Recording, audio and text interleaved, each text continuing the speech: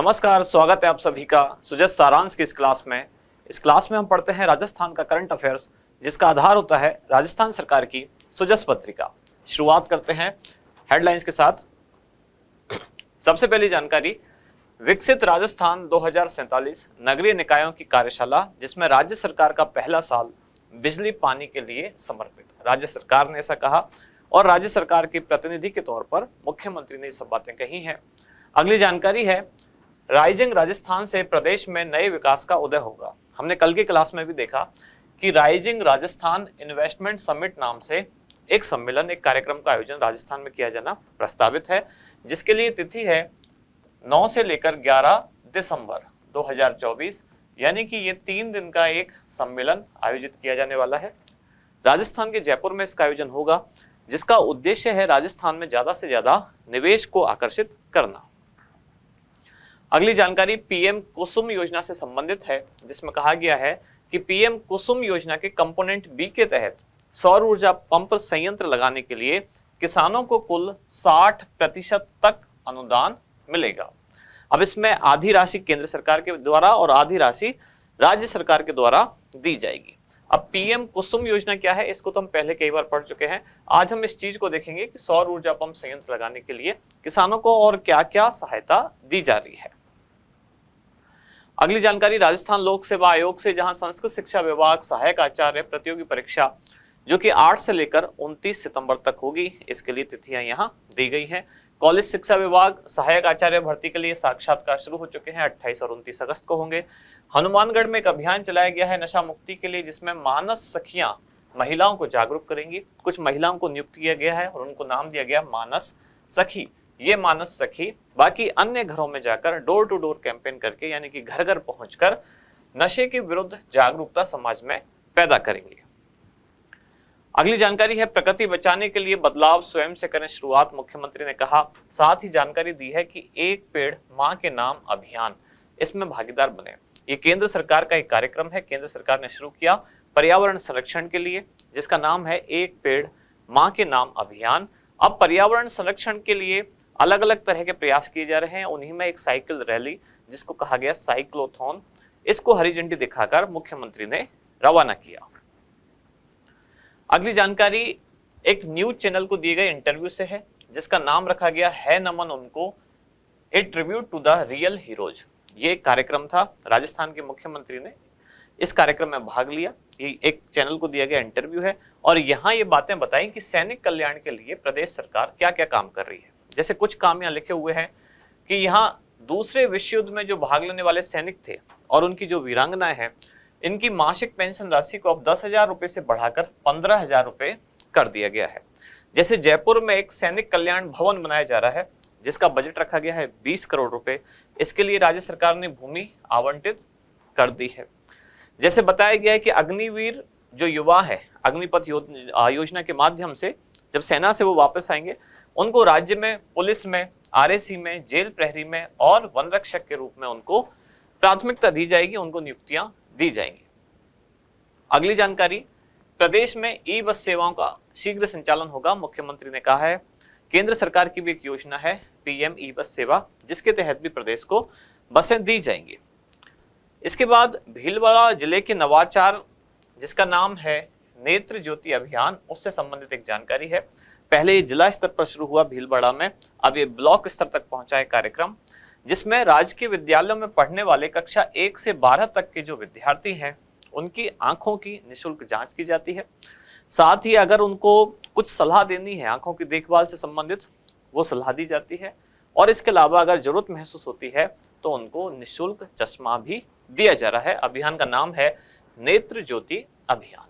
इसके बाद है हील इन राजस्थान पॉलिसी जल्द आएगी। अभी पॉलिसी आई नहीं है, इसके बनाने की बातें हो रही है। नाम से पता चल रहा है हील इन राजस्थान। ये हील यानी कि जैसे घाव भरना किसी चीज का, हीलिंग प्रोसेस। तो यहाँ ये चिकित्सा से संबंधित पॉलिसी है, जिसका उद्देश्य क्या है कि राजस्थान में इलाज कराना आसान हो और इसके साथ साथ राजस्थान में मेडिकल टूरिज्म को भी विकसित किया जा सके है। इसके लिए एक पॉलिसी आने वाली है, जिसको नाम दिया गया है हील इन राजस्थान। इसके बाद अगली जानकारी, भामाशाहों और शहीदों के नाम पर संस्थानों के नाम होंगे। State medical value tribal committee का गठन किया गया। और यहां जानकारी है, राष्ट्रीय एकता भारत की न्यायिक प्रणाली की आधारशिला यानी कि राजस्थान उच्च न्यायालय जो है उसका प्लेटिनम जुबली समारोह चल रहा है। ये समारोह कई दिन से चालू है, यानी कि 10 अगस्त से शुरू हो गया और इसका समापन समारोह अब था, जिसमें भारत के प्रधानमंत्री नरेंद्र मोदी ने भाग लिया। इसके बाद मुख्यमंत्री ट्रेन द्वारा जयपुर से जोधपुर पहुंचे, बुजुर्गों से आशीर्वाद लिया, बच्चों को दुलार किया। कुछ सामान्य जानकारियां डे टू डे की प्रशासनिक संबंधी कुछ जानकारियां हैं। मुख्यमंत्री ने जोधपुर में जन सुनवाई की। ये सब कुछ सामान्य जानकारियां हर दिन के सरकार के कामकाज से संबंधित। मन की बात कार्यक्रम, प्रधानमंत्री ने अभी अभी मन की बात कार्यक्रम के 113वें संस्करण को संबोधित किया। और यहाँ एक हमारे काम की जानकारी एग्जाम के पॉइंट ऑफ व्यू से कि राजस्थान मेडिकल सर्विसेज कॉरपोरेशन को प्रौद्योगिकी सभा उत्कृष्टता पुरस्कार प्रदान किया गया है। यह पुरस्कार दिया गया है लखनऊ में। इस जानकारी को देखेंगे। इसके बाद अगली जानकारी, भगवत गीता का संदेश पूरी दुनिया के लिए अमूल्य धरोहर, कृष्ण जन्माष्टमी से संबंधित कुछ आप फोटोग्राफ्स देख पा रहे हैं। मुख्यमंत्री ने मंदिर में जाकर दर्शन किए। राज्यपाल ने मेहरानगढ़ दुर्ग देखा, कहा इतिहास की अनुपम सौगात। कुछ सामान्य सी बात है। उदयपुर में सिक्किम के राज्यपाल का भव्य स्वागत और अभिनंदन किया गया। ये भी कुछ आम हर दिन की कुछ हलचल है, उनकी जानकारियां हैं। अगली जानकारी जो हमारे काम की ये है, राष्ट्रीय खेल सप्ताह, इसके पहले दिन दौड़ प्रतियोगिताओं का आयोजन किया गया। राष्ट्रीय खेल सप्ताह जो कि हॉकी के जादूगर कहे जाते हैं भारत में, मेजर ध्यानचंद, उनका जन्म दिवस है 29 अगस्त, जिसको हम खेल दिवस के रूप में भी मनाते हैं। अब 29 अगस्त को ध्यान में रखते हुए इससे कुछ दिन पहले से ये राष्ट्रीय खेल सप्ताह शुरू हुआ है, यानी कि 26 से लेकर ये खेल सप्ताह 26 अगस्त से लेकर और 31 अगस्त तक संचालित रहेगा, जिसमें विभिन्न खेल प्रतियोगिताओं का आयोजन किया गया। इसके बाद हमारा इंडेक्स, कौन कौन सी जानकारियां आज हम डिटेल में देखेंगे। सबसे पहले देखेंगे सौर ऊर्जा पंप संयंत्र लगाने के लिए किसानों को अनुदान दिया जाएगा। एक पेड़ मां के नाम अभियान, सैनिक कल्याण हेतु राज्य सरकार द्वारा उठाए गए कदम, नेत्र ज्योति अभियान, राजस्थान उच्च न्यायालय का प्लेटिनम जुबली समारोह, राजस्थान मेडिकल सर्विसेज कॉरपोरेशन को उत्कृष्टता पुरस्कार और राष्ट्रीय खेल सप्ताह 2024। अब शुरुआत करते हैं, एक एक करके एक एक न्यूज देखते जाएंगे। सबसे पहले सौर ऊर्जा पंप संयंत्र लगाने के लिए किसानों को अनुदान। केंद्र सरकार की एक योजना है जिसका नाम है पीएम कुसुम योजना। इस योजना का मुख्य उद्देश्य क्या है कि किसानों को सौर ऊर्जा पंप संयंत्र लगाने के लिए प्रोत्साहित किया जाए। यानी कि सरकार का एक लक्ष्य है कि जो ऊर्जा के संसाधन है उसमें ऐसे संसाधनों की तरफ हमें शिफ्ट होना है जो कि नवीकरणीय ऊर्जा के संसाधन है, यानी कि प्रदूषण कम से कम हो और ऊर्जा उत्पादन सौर ऊर्जा से या पवन ऊर्जा से या अन्य ऐसे स्रोत जिनमें प्रदूषण ना होता हो, जैसे कि हाइड्रोजन एनर्जी वगैरह, इन सब से ऊर्जा उत्पादन किया जा सके। उसी क्रम में किसानों को भी सरकार इस बात के लिए प्रोत्साहित कर रही है कि वो डीजल से चलने वाले पंप के स्थान पर सौर ऊर्जा से चलने वाले पंप लगाएं। अब किसान ये पंप तभी लगाएंगे जब सरकार उनको कुछ ना कुछ अनुदान राशि दे, क्योंकि इनको लगाने का खर्चा ज्यादा है डीजल पंप की तुलना में। इसलिए सरकार शुरुआत में किसानों को प्रोत्साहित कर रही है, कैसे कि उनको कुछ राशि अनुदान के रूप में दी जा रही है। अब कितनी अनुदान की राशि दी जा रही है? जितना पंप लगाने का कुल खर्चा है उसका 60% तक, ऐसा नहीं है सबको 60 दिया जाएगा, 60% तक, यानी अधिकतम 60%। यहाँ भी कैटेगरी के हिसाब से, जैसे एससी या एसटी वर्ग का किसान है तो उनको ज्यादा अनुदान है, सामान्य वर्ग श्रेणी का किसान है तो उनको कम अनुदान है। यानी किसान की आर्थिक स्थिति को भी देखते हुए यहाँ अनुदान दिया जा रहा है, आर्थिक और सामाजिक स्थिति को देखते हुए। अधिकतम कितना है? 60% तक। अब देखते हैं इसमें बाकी डिटेल जानकारी क्या क्या है। पीएम कुसुम योजना के तहत किसानों को 3, 5 और 7.5 हॉर्स पावर क्षमता के सौर पंप संयंत्र लगाने हेतु अनुदान दिया जाता है।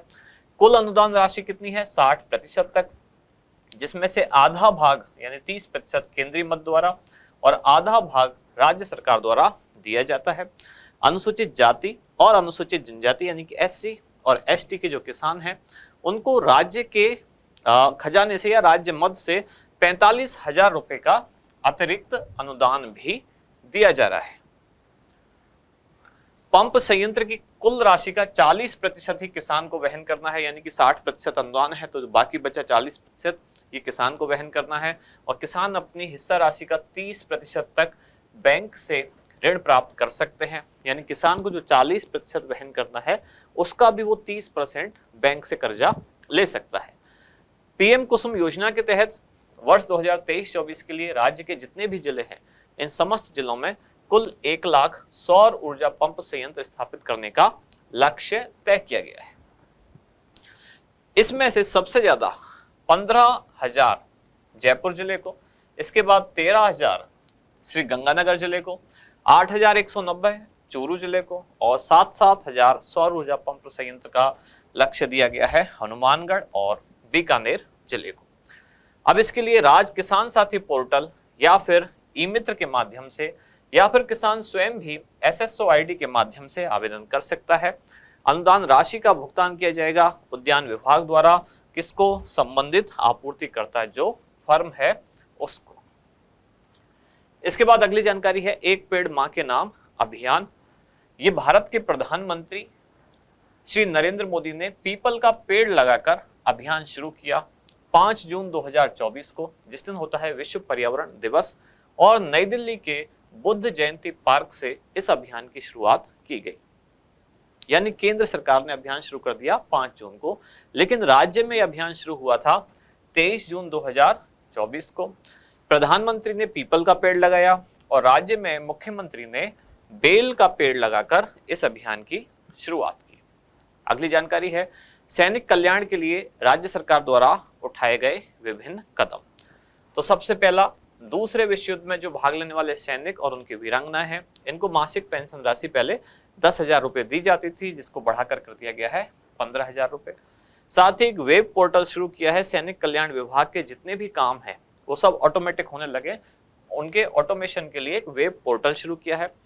सैनिक कल्याण भवन बनाया जाना है, इसके लिए जयपुर में भूमि आवंटित की गई है और इसके लिए कुल बजट रखा गया है 20 करोड़ रुपए। शहीदों के परिजनों को राजस्थान की जो रोडवेज बस है, इन सभी में निःशुल्क यात्रा दी जाएगी, उनके बच्चों को छात्रवृत्ति दी जाएगी और उनको आउट ऑफ टर्न जाकर कृषि बिजली कनेक्शन प्रदान किया जाएगा। अग्निवीर युवा जो अग्निपथ योजना से वापस जब आएंगे तो उनको राज्य की पुलिस में, RSC में, जेल प्रहरी में और वन रक्षक के पदों पर भी उनको नियुक्तियां दी जाएंगी। इसके बाद अगली जानकारी है नेत्र ज्योति अभियान। यह अभियान भीलवाड़ा जिले में चलाया जा रहा है। भीलवाड़ा जिले के जिला प्रशासन द्वारा ही, मुख्य रूप से वहां के जिला कलेक्टर का ये एक नवाचार है। इस नवाचार में क्या किया गया है, देखा गया है कि स्कूल के स्तर पर भी बच्चों को अपनी आंखों की देखभाल करनी चाहिए। कई बार बचपन में ही आंखें खराब हो जाती हैं, तो उन बच्चों की आंखों का ध्यान रखने के लिए वहां जो जिला प्रशासन है वो वहां के राजकीय विद्यालयों में कक्षा 1 से लेकर कक्षा 12 तक के विद्यार्थियों के आंखों की निःशुल्क जांच करेगा और उनको आवश्यक सुझाव देगा कि आंखों की देखभाल कैसे करनी है। साथ ही जिस बच्चे को जरूरत होगी चश्मा लगाने की, तो उनको चश्मे का भी निःशुल्क वितरण किया जाएगा। इसमें खास बात केवल इतनी है, नेत्र ज्योति अभियान किससे जुड़ा हुआ है, कौन से जिले का नवाचार है? भीलवाड़ा जिले का नवाचार है। और जिसमें होता क्या है, राजकीय विद्यालयों में कक्षा 1 से 12 तक पढ़ने वाले विद्यार्थियों की आंखों की निःशुल्क जांच और निःशुल्क चश्मा दिया जाता है। राजस्थान उच्च न्यायालय का प्लेटिनम जुबली समारोह, प्लेटिनम जुबली यानी कि 75वीं वर्षगांठ। अब ये कार्यक्रम कई दिन से चल रहा है, 10 अगस्त से शुरू हो चुका। अब 25 अगस्त को भारत के प्रधानमंत्री ने इसके समापन कार्यक्रम में हिस्सा लिया। यह आयोजन चल रहा है जोधपुर में मारवाड़ इंटरनेशनल सेंटर में, जिसका आयोजक है बार काउंसिल ऑफ राजस्थान। अब एक सामान्य बात यह लिखी हुई है कि राजस्थान उच्च न्यायालय जिसकी स्थापना हुई 29 अगस्त 1949 और कहां हुई? जोधपुर में। अगली जानकारी है राजस्थान मेडिकल सर्विसेज कॉरपोरेशन को उत्कृष्टता पुरस्कार प्रदान किया गया। इसको प्रौद्योगिकी सभा का उत्कृष्टता पुरस्कार 2024 प्रदान किया गया। किस लिए प्रदान किया गया, यानी कारण क्या है? तो प्रदेश में ई औषधि सॉफ्टवेयर के माध्यम से निःशुल्क दवा योजना का बेहतर संचालन करने के लिए इनको यह पुरस्कार प्रदान किया गया है। पुरस्कार किसके द्वारा, यानी किस समूह के द्वारा प्रदान किया गया? उसका नाम है एक्सप्रेस कंप्यूटर, इंडियन एक्सप्रेस समूह, जिसने यह पुरस्कार प्रदान किया। किस श्रेणी में ये पुरस्कार मिला? तो श्रेणी का नाम है एंटरप्राइज एप्लीकेशन। और ये पुरस्कार कहां प्रदान किया गया? तो लखनऊ में ये पुरस्कार दिया गया है। इसके बाद है राष्ट्रीय खेल सप्ताह। मेजर ध्यानचंद जो कि हॉकी के जादूगर कहे जाते हैं, इनका जन्म दिवस 29 अगस्त, इनका जन्म दिवस 29 अगस्त, जिसको राष्ट्रीय खेल दिवस के रूप में भी मनाया जाता है। तो इसी उपलक्ष्य में राष्ट्रीय खेल सप्ताह का आयोजन किया जा रहा है, जो कि शुरू हुआ है 26 अगस्त को और संचालित रहेगा 31 अगस्त 2024 तक। इसका आयोजक है कौन? युवा मामले एवं खेल मंत्रालय, भारत सरकार।